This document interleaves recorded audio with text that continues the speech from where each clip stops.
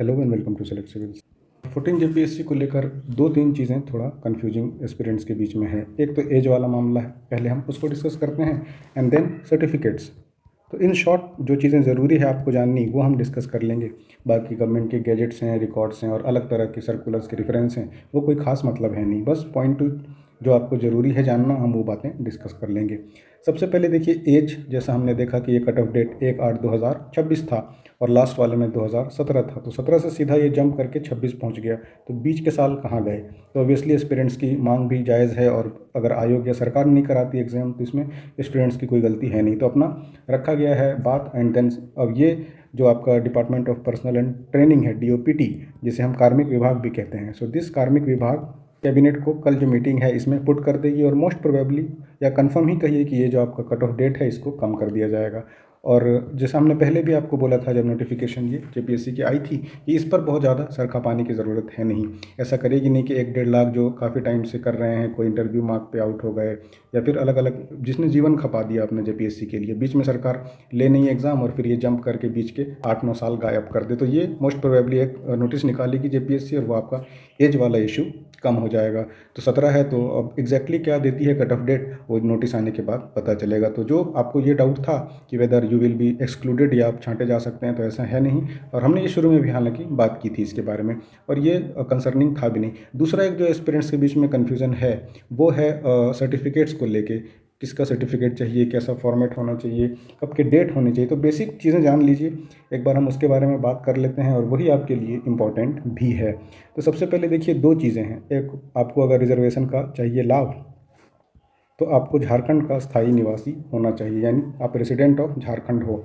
अब इसको जो इशू करने के लिए एलिजिबल ऑफिसर्स हैं, इसकी भी एक लंबी चौड़ी लिस्ट है। मेनली इस लिस्ट का जो क्रक्स है वो है कि 3 कॉम्पिटेंट अथॉरिटी हैं, हियरार्की वाइज भी आप देखें तो DC हैं या फिर SDO हैं, ये 2 हो गया। एक तीसरा है आपका सर्किल ऑफिसर।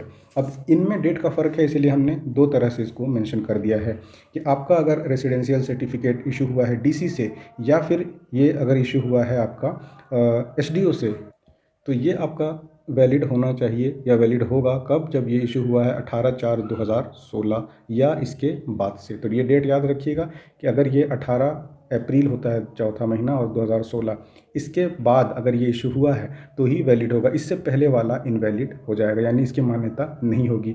और अगर ये CO ने इशू किया है, इफ़ इशूड बाय अंचल अधिकारी, तो CO ने अगर इशू किया है तो इसकी जो तारीख होनी चाहिए वो होना चाहिए 25 फरवरी 2019। ये हो गया रेसिडेंशियल के लिए, दैट्स इट। आपके पास अगर पुराने सर्टिफिकेट्स हैं या आपको ये चीज़ें पता हैं तो वेल एंड गुड, और अगर सर्टिफिकेट है आपको पता नहीं है तो ये 2 डेट देख लीजिए, और किसने इशू किया है, ये इशूइंग ऑफिसर का नाम भी होता है और ये डेट भी उसमें मेंशन होता है। तो अगर इन डेट से पहले के हैं तो आप इसे अपडेट करा लीजिए, अगर आपको रिजर्वेशन कैटेगरी में फ़ायदा उठाना है तो। ये आवासीय के लिए हो गया। अब दूसरा होता है एक कास्ट।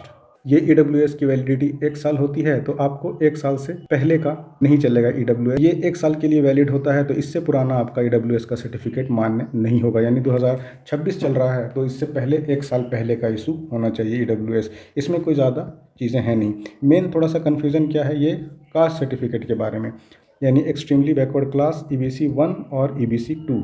इसमें कास्ट सर्टिफिकेट के बेसिस पर आपका बनता है नॉन क्रीमी लेयर, कि एक सर्टेन जो पैमाना है उसके ऊपर आप, ऐसा नहीं है कि आप जीवन भर फाइनेंशियली काफ़ी स्ट्रांग हो गए हैं और लाभ लेते रहेंगे, तो एक सीलिंग तय कर दी गई है कि अगर आप इसके ऊपर आते हैं तो यू आर क्रीमी, है ना। क्रीमी मतलब आप अच्छे पोजीशंस पर हैं और अब आपको आरक्षण का लाभ नहीं चाहिए, तो उस सीलिंग के बेसिस पर इशू किया जाता है नॉन क्रीमी लेयर सर्टिफिकेट। तो इसमें जो डेट हैं, अगर आपके EBC 1 या EBC 2 कैटेगरी में आते हैं, तो ये जो NCL है, नॉन क्रीमी लेयर सर्टिफिकेट, ये जो इशू हुआ है ये नॉट आफ्टर 25/2/2019 के बाद का नहीं होना चाहिए।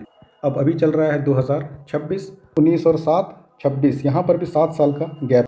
और वैसे जो नॉन क्रीमी लेयर होता है 1 साल के लिए वैलिड होता है, थोड़ा सा समझ लीजिए इसको ना, 1 साल के लिए वैलिड होता है, लेकिन ये भी कह रहा है कि 2025/2/2019 के बाद वाला भी चल जाएगा। चल जाएगा मीन्स 3 चीज़ें लगती है आपके नॉन क्रीमी लेयर बनाने में, कास्ट, रेसिडेंशियल और तीसरा इनकम।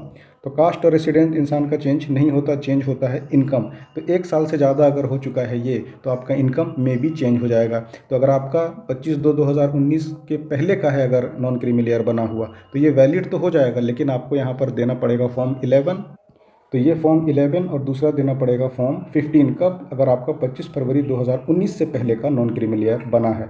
और इसके पीछे लॉजिक यही है कि इनकम आपका चेंज हो जाता है। डिक्लेरेशन क्या है वो भी हम देख लेते हैं। अब इसमें डिक्लेरेशन में है कि अब भी जो आप बिलोंग करते हैं जिस कास्ट से, तो वो तो वही है, लेकिन अभी क्रीमी लेयर में अभी भी आप नहीं पहुँचे। एक सिंपल डिक्लेरेशन है। उसमें भी अगर फॉर्म 11 है तो 11 में आपको CO से वेरीफाई कराना पड़ेगा, अटेस्ट कराना पड़ेगा। और ये जो 15 है, 15 सेल्फ डिक्लेरेशन है। अभी हम इसका फॉर्मेट भी देख लेते हैं। अब ये फॉर्मेट कहाँ मिलेगा, तो ये लेटर नंबर कह रहा है 1754, तो ये है आपका लेटर नंबर 1754।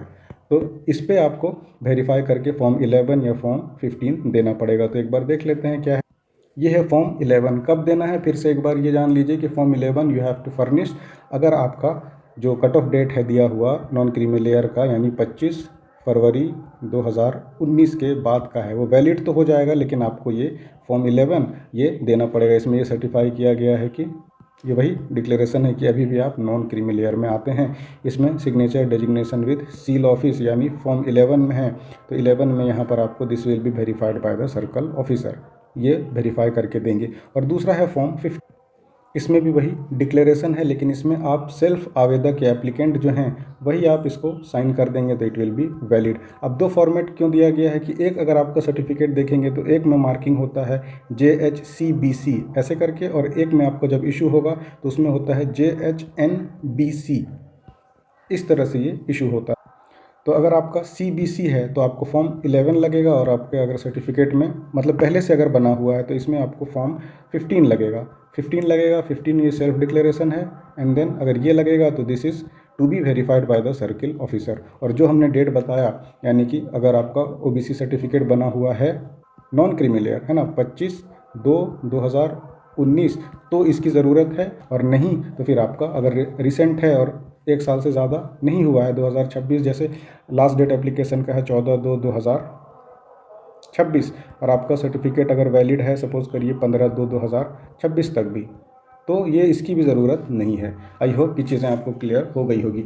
एक चीज़ और थोड़ा सा है कि जो सेंट्रल गवर्नमेंट में अपॉइंटमेंट या एजुकेशन इंस्टीट्यूशंस में एडमिशन के लिए जो इशू होता है उसका फॉर्मेट होता है कुछ, उसमें मार्किंग होती है JHCOB ऐसे करके कुछ है ना, और फिर आपका सर्टिफाई होता है कि क्यों ये इशू किया गया है। तो ये जो सेंट्रल गवर्नमेंट के लिए इशू होता है वो आपके JPSC एंड JSSC में वैलिड नहीं है। और इसका ये देखिए यहाँ पर ये फॉर्मेट भी है, जो प्रज्ञा केंद्र वाला भी जहाँ पर आपका बनता है कास्ट और नॉन क्रीमी लेयर सर्टिफिकेट्स, ये वो भी अब बता दें उसको कि किस एग्ज़ाम के लिए है। तो एप्लीकेशन जब होता है तो ये अलग अलग होता है, सेंट्रल गवर्नमेंट के लिए अलग होता है, एंड देन राज्य सरकार में रिक्रूटमेंट और एडमिशन्स के लिए अलग से रिक्रूटमेंट के लिए OBC या नॉन क्रीमी लेयर इशू किए जाते हैं। तो ये सब कुछ ज़रूरी बातें थी, तो मुझे लगा डिस्कस कर देनी चाहिए। और जो कट ऑफ डेट मैंने बताया वो आप याद रखिए कि इफ़ आपका कास्ट सर्टिफिकेट बना हुआ है नॉन क्रीमी लेयर, यानी कि 25 फरवरी 2019 के बाद का, ये वैलिड है और 1 साल से पहले का नहीं होना चाहिए।